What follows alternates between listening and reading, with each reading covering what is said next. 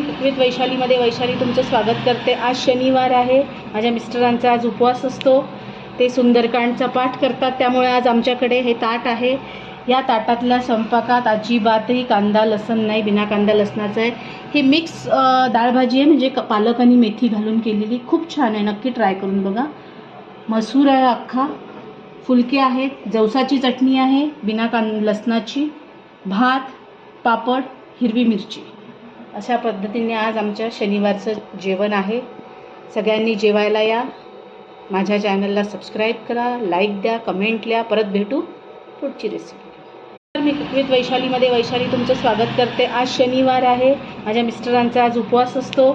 ते सुंदरकांडचा पाठ करतात, त्यामुळे आज आमच्याकडे हे ताट आहे। या ताटातल्या स्वयंपाकात अजिबातही कांदा लसण नाही, बिना कांदा लसणाचं आहे।